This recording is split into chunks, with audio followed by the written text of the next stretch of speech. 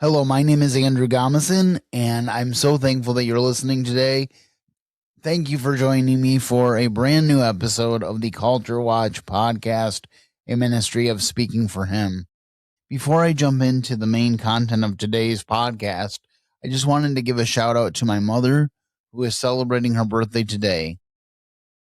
It is very possible that you would not be experiencing the Speaking for Him podcast if it wasn't for my mother. Allow me to explain. When I was in the early stages of launching Speaking for Him, my mom said one way I could get the word out was to alert Christian radio stations that I was starting my ministry and to ask if I would have the opportunity to come on the air and share my story with the radio audience. One radio station responded, and that was WJQ out of Zeeland, Michigan. As a result of that, Chris and Emily Danielson, who were the morning show hosts at the time, offered me the opportunity to come on the show and be part of a new segment they were starting called Devotions in Motion. As a devotionator with them for a year and a half, I learned a lot about the ins and outs of radio, and my passion for broadcasting was rekindled. It's actually a passion that I've had since I was 7 years old. After I had been working with Chris and Emily for a few months, I approached the manager of WJQ in Zeeland, Brad Lanzer of Lanzer Broadcasting, about doing my own podcast in the studio. I also met my friend Adam McNutt around that time, who became my producer. We began producing the Speaking for Him podcast out of the studios of WJQ, and I produced the podcast there for 7.5 years, and I had 3 different co-hosts that helped me through the project. After COVID happened, I decided to learn how to produce the show for myself, and I've been doing it from home ever since. And that has allowed me to expand my offerings, which now include the Culture Watch podcast. And I'm so thankful for my mom, who encouraged me to make the effort to reach out to radio stations, because I don't know that I would be doing this podcast today if she had not given me the encouragement to do that. So my advice to you, if you're listening, be thankful for your mother and listen to her. She knows things and she has good advice, especially if she has been a good and godly mother to you. So happy birthday, Mom. I hope you have a wonderful day, and I hope that you know that I love you very much. With that being said, let's jump into news for the week of July 27th.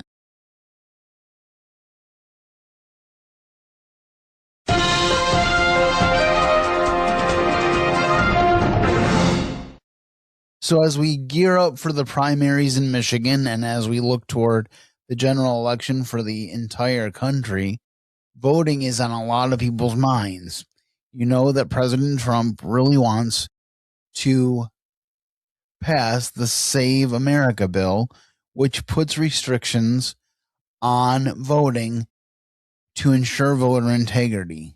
People go back and forth about this, but the last few elections have been hard fought, and people have made accusations of voter fraud on both sides. One of the interesting things is, especially for 2020, people have assured us over and over that there has been no voter fraud. Yet every once in a while we have a story like the one I'm starting with today out of New Jersey, where voter fraud has come to light.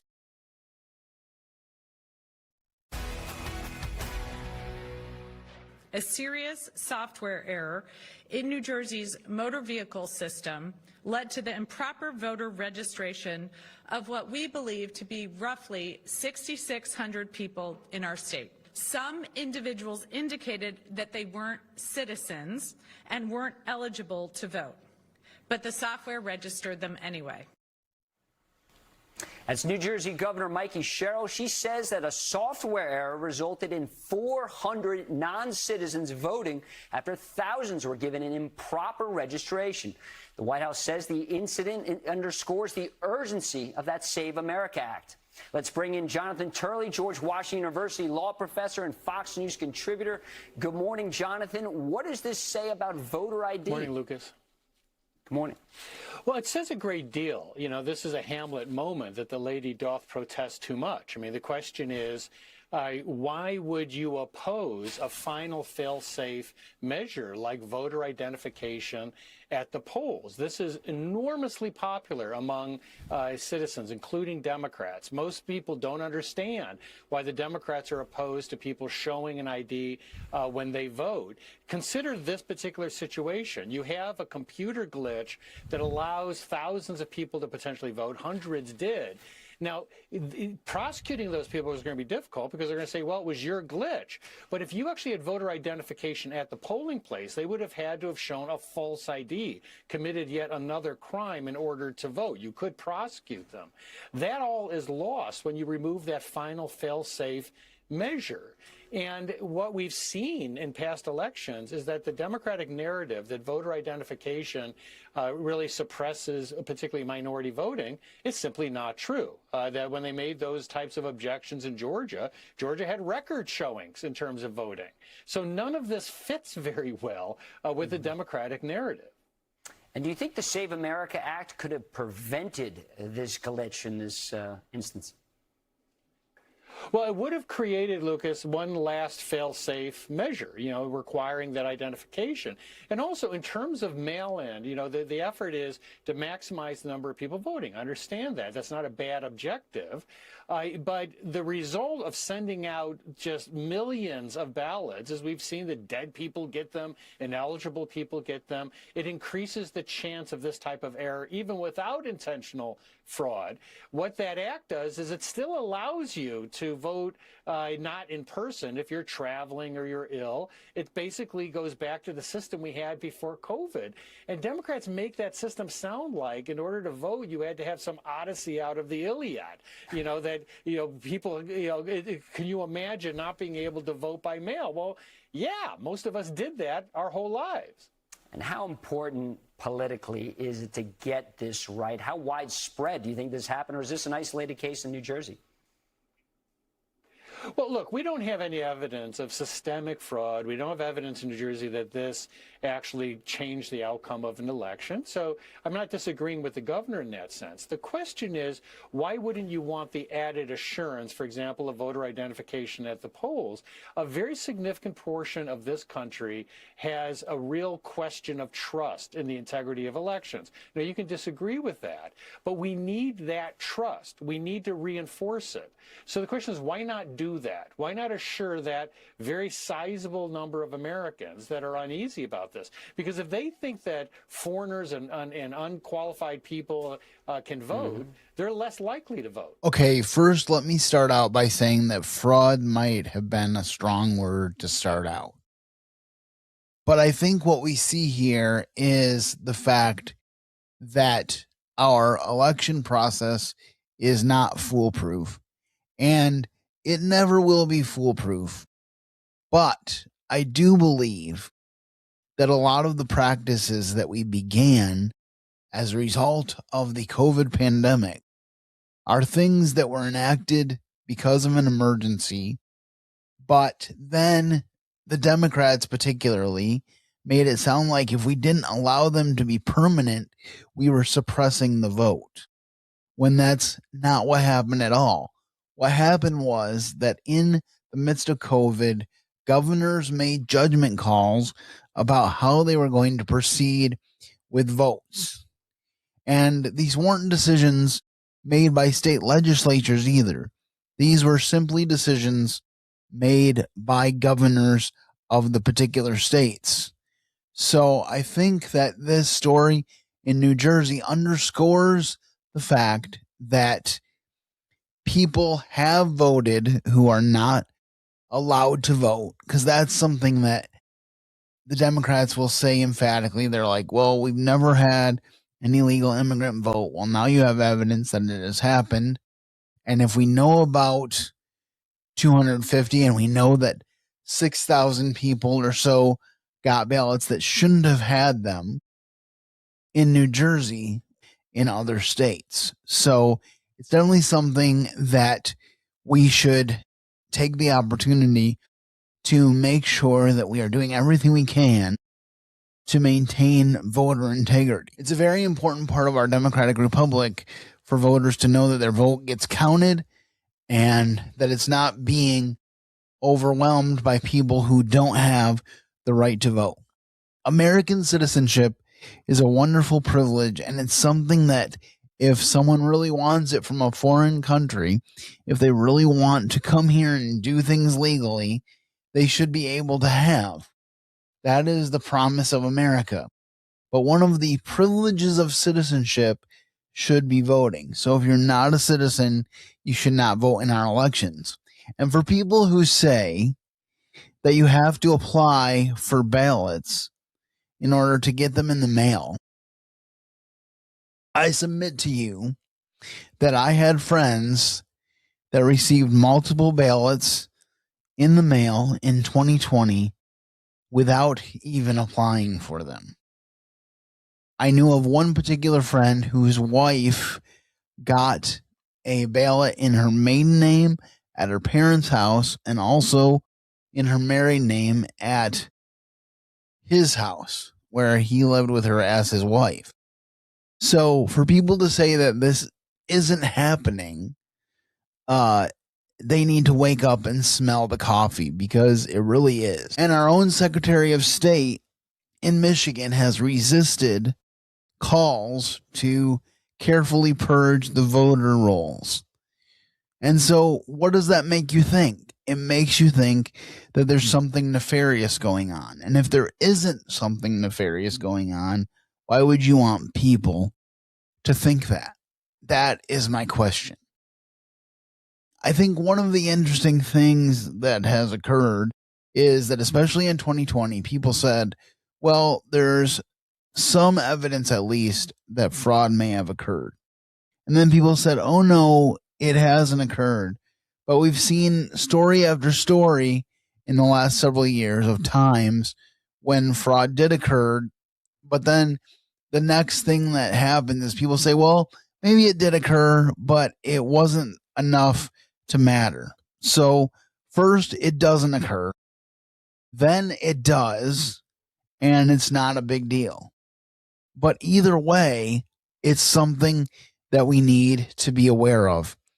And so I think it's very important for America to pass the SAVE Act. I heard this past week that the House took this up and they passed it, and now it's going on to the Senate. We really need the votes in the Senate to get the amount of votes that we need to pass this thing. And we also need the Senate to vote for integrity of our legislature by not allowing stock trading by our elected officials, because there's too much fishy stuff that goes on when people who are in charge of our laws are actually dealing in the stock market. So both of those things really need to be passed to restore integrity to America, and I'm truly praying that they will be passed. Here's the bottom line. If you're voting for the leaders of your states, and every 4 years for the leader of the free world, you want that election to be as free of error and free of potential error as possible. So why on God's green earth you would not want the Save America Act is beyond me. Anyone can get an ID, and you need an ID for virtually everything else but voting. So why not bring that ID that you use for other purposes and vote with it? It's absolutely ridiculous, the arguments that are made. And I remember in 2020 particularly, they said disabled people struggle to get IDs. Now, there may be individual reasons why certain people would struggle to get an ID. Maybe they need a ride to get an ID. But the overarching thing is it's not that hard. And I have had a Michigan ID since I was almost 18 years old. I knew that I wanted to vote as soon as possible. And so when I was getting ready to turn 18, my dad took me in and got me an ID so that I could be prepared to vote in the upcoming election. And I've done so ever since. Had no problems. So this idea that getting an ID is oppressive is just ridiculous. And I hope that people will realize that this should not be a partisan issue. Every American, regardless of whether they are Democrat or Republican, liberal or conservative, should want every vote to count and should want citizens to be the ones to make the decisions over who is leading the country. So let's move on to our next story. And for that, we hear the viewpoint of some of Mitch McConnell's colleagues on the Hill about how he should be informing the American people of his current status. There are a lot of people saying he should have released like a video or more information. Do you think he's released enough by himself? Somebody needs to do something. Somebody needs to come out and he put a little video out, and we didn't get any information today in our luncheon. I don't know what's going on, but that's not my business. That's the leadership business, and we wish him well. And hopefully he gets over whatever happened. He's had a tough couple of years, from falling, hitting these hard floors and all that. How long do you think it would have to go on? Like how many months before you guys, more senators might call for him to make a decision on his future? He's going to need to come back probably before this 3-week session's over with, because then we're off for like 5 weeks. And you've a lot of votes coming up, yeah. Yeah, we got some, and we're going to need him because the Democrats are not going to give us any votes. I think people ought to leave Mitch alone. I believe Mitch. I don't believe all these stories that he's brain dead and all of that. People need to get alive. I think he had a fall, and Mitch is not 29 anymore, and he's recuperating from it, and he'll be back as soon as he can. That's what he said, and I take him at his word. And I know Secretary Chow, Elaine, his wife, she's not going to lie to the American people, and neither is Mitch. But he'll be back as soon as he can, and we all wish him the best. So that voice you heard in the latter half of that clip was Senator Kennedy. And usually I totally agree with him. I feel like he's sharp and he's spot on. In this case, though, I'm not so sure. And the reason I say that is because everybody has health issues and everybody needs grace when they have health issues. But when you're Mitch McConnell, who has a position of leadership within the Senate, then you need to be available to do your job, or you need to bow out gracefully. And we've talked about in the past on this show, I think maybe even as recent ago as last week, about how there's so many older people in the Senate, and they really need to know when to say when and when to retire. This is why term limits are so important. I think that Mitch McConnell is taking up a seat in the Senate, a seat that represents a vote that the American people desperately need to see actually sitting and voting. So if he is unable to fulfill his duties in doing that, he needs to step down. Now, I know he's not planning to run for re-election, but that still means that he is in office for a little bit longer before the next senator is elected. So he really needs to consider whether he can actually finish out his term or whether he cannot, and he needs to be honest. Obviously, once again, everybody has health problems, and there should be some grace for health problems. But if we're honest, Mitch McConnell has struggled as that other colleague said in this clip, for a couple of years now. And you need to be sharp to do this job because you're literally representing the interests of the American people. And so I'm not sure if age limits is the answer. I know some people say that, but I would definitely say some sort of cognitive test would not be out of the realm of possibility. And again, I think you solve this ultimately much better with term limits. I think if you give people in the House 3 2-year terms for 6 years and people in the Senate 2 6-year terms for 12 years, I think that could be very beneficial. Because apart from the age issue, I just think it would be a much better election if you actually had to choose every couple election cycles who you were going to put there. Some of these people stay in the Senate for an entire generation, and it's because people say, well, this person's in office. I'm not extremely affected by what they do in office, so I'm just going to pull the lever for them again. But I think ultimately that's not a good thing. I think it's a good thing to consistently bring more people into the elections. And so I really would push for term limits. But the difficult thing is that the people that are in charge of deciding whether they have term limits are the senators themselves and the representatives themselves. And with a few exceptions, they're never going to vote to limit themselves in this work. And so I think it's a really interesting discussion. I have some information about the political office and how people have run for it. And so I just want to share that with you right now. And the first thing I want to share is that Mitch McConnell assumed office as a United States Senator representing Kentucky on January 3rd, 1985.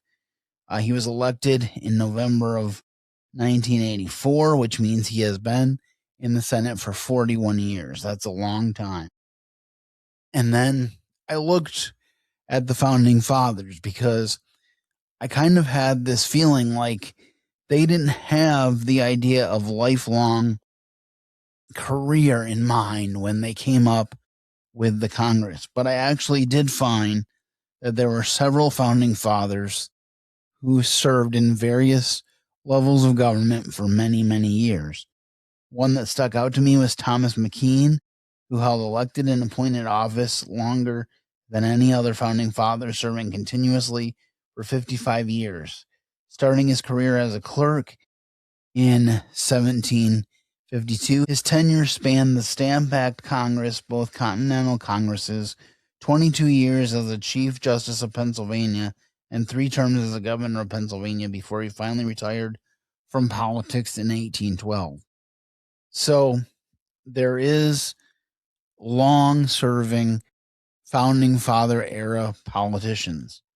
But I have a personal observation on this, and that is that it is evident from my research that there were very much career politicians in the colonial era. But even as I say that, I feel like they were much more in tune with their constituents, and they didn't spend the majority of their time in Congress or in Washington, D.C. I know in the colonial era, they didn't start out in Washington, D.C., but again, whether it was Washington, D.C. or elsewhere, they didn't spend 24/7 in the city of Congress.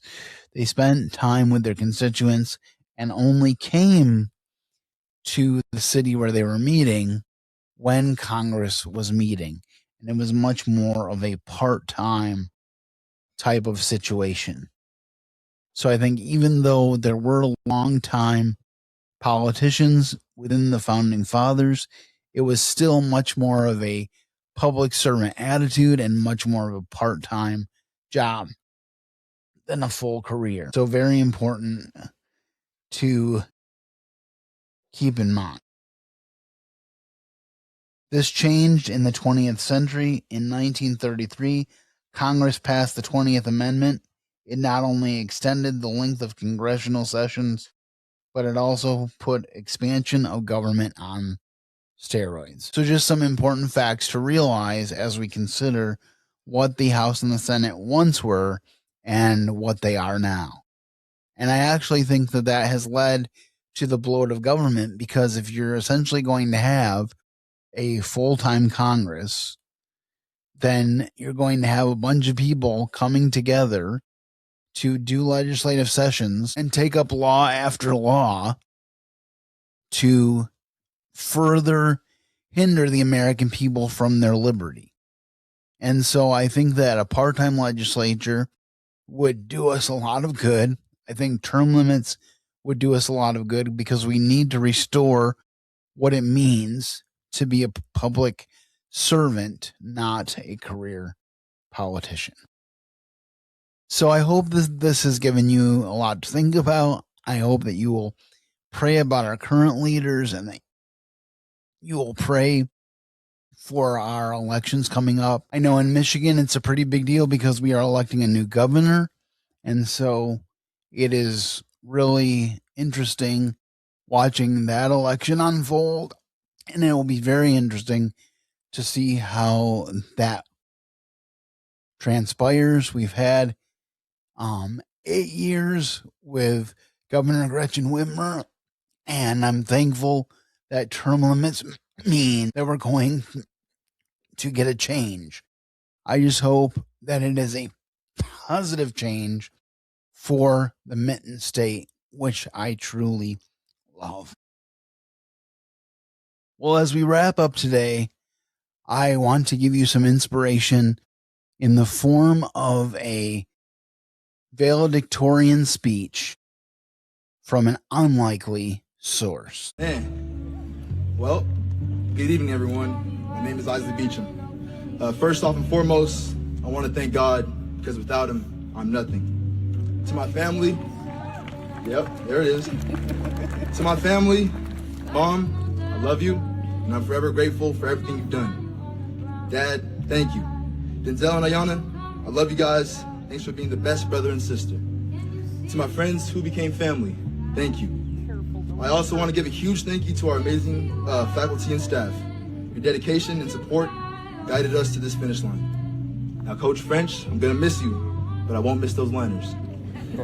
Lastly, thank you to everybody in the crowd tonight. Your presence means the world not only to me, but to the class of 2026. Thank you.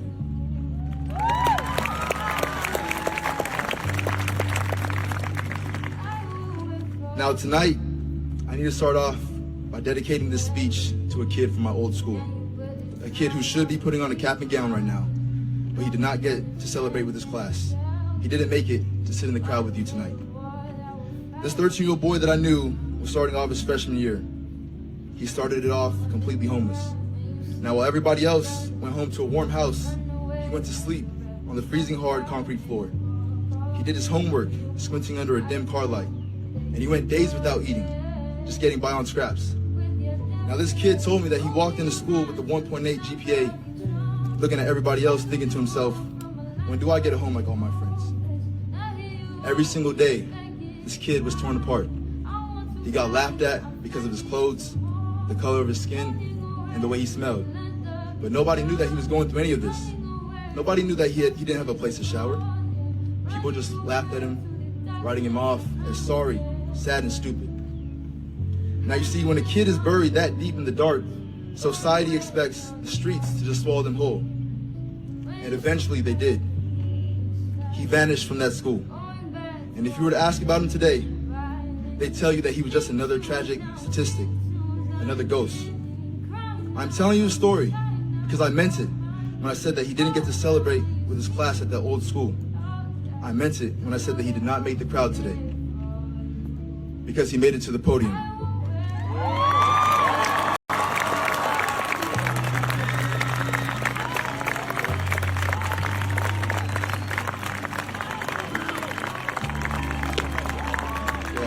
Look right at me. That broken, starving kid who slept on that cold floor is me.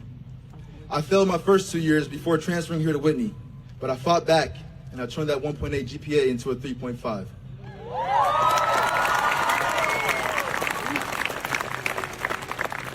And I'm not telling you guys this story to brag. I'm telling you it because it brings me to my topic of failure. See, some people say that failure is you not passing a test, or, getting rejected by that one girl for Instagram. Yeah, it's true. Or the old heads and the unks, they might tell you to look at a dictionary. But the dictionary doesn't know what it costs to survive in the dark. The absolute truth is, the only person who has the power to define your failure is you. Now, Michael Jordan once said, I can accept failure. Everybody fails at something, but I can't accept not trying. Every single person in this graduating class has fought their own private battles in the dirt. Overcoming those failures is an exhausting, messy process, but we push through it together. Daniel Caesar said it perfectly when he sang, yes, I'm a mess, but I'm blessed to be stuck with you. I know ball, yeah. Yep. We navigated the mess side by side, and I couldn't be more blessed to be stuck with this exact class today. Class of 2026, when life hands you a failure, don't fold. Let your aura be so undeniable that they have no choice but to respect the bounce back. To everyone who ever doubted me or laughed at me, thank you. You made me who I am today.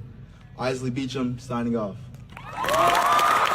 So that was just a really inspiring speech. I think Isaac Becham is going to go far. Isaac Becham is an example of the American dream. Someone who is motivated to make something better of himself. Now, he acknowledged a mother and a father and some other family members in this speech, and it got me wondering whether he was adopted or at least put in foster care during his high school experience. Sounds like that was possibly the case because he went from homeless to having a home and a family, it sounds like. So I'm very grateful for Isaac. I'm grateful that he received the help that he needed and the motivation he needed to make something of himself.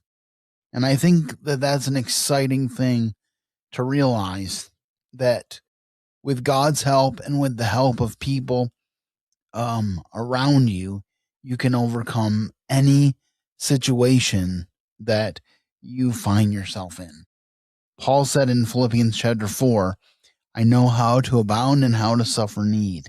I know how to be rich and to be poor. I'm paraphrasing, of course. But he basically said, whatever situation God puts me in, I can handle it because I can do all things through Christ who gives me strength. And I'm not sure if Isaac is a believer, but he seemed to acknowledge God as part of his valedictory speech. And so I really appreciate the story that he told. He pulled us in, did he not? Because when I first listened to the speech, I thought for sure that he was speaking of someone who did not make it to graduation because they passed away, either by suicide or some other means. But he was actually talking about himself, saying, I'm not in the crowd today because I'm up here on the podium, something I never really thought would ever happen. And so I just really appreciated that. And I hope that it brings you encouragement and motivation as you go throughout this coming week. Remember that we are called to do everything we do to the glory of God the Father. And remember that Daniel had a meteoric rise in the kingdom of Babylon, but his rise started with a commitment to doing whatever God called him to do and not compromising his purpose before God. Remember, he purposed in his heart that he would not defile himself with the king's meat. And because he stayed faithful to God, God gave him increasing responsibility and allowed him to serve many pagan kings in the region of Babylon. We can be encouraged by Isaac and Daniel today to do the things that God has called us to do with confidence and with joy, because the things that he has called us to, he will bring us through. Well, that's all I have to share with you on today's edition of the Culture Watch podcast. I hope that you have enjoyed it, and then if you do, you will share it with your family and friends. Maybe pick 3 to 5 people who have never heard the content of Speaking for Him before. That would be a very helpful thing you could do for myself and for the ministry. And you can also share your comments, questions, or concerns with the contact information that's about to roll at the end of the show. And with that being said, have a great week and keep serving the best of masters. Thank you for listening to today's episode. Your host has been Andrew Gomison, founder of Speaking for Him. For information on today's show and to leave us comments and voicemails, please visit Speaking for Him. That is speaking numeral for him.blogspot.com. You can find Andrew's ministry at speakingforhim.com. That's speaking the number 4 HIM.com. And when you look for us on Apple Podcasts, Spotify, or all other major podcast platforms, let us know what you think of the podcast by leaving a rating and a review. Intro music for this podcast is provided by Audio Kraken. Transition music is provided by Superstate. Both of these tracks are available free of charge from pond5.com, pond5.com.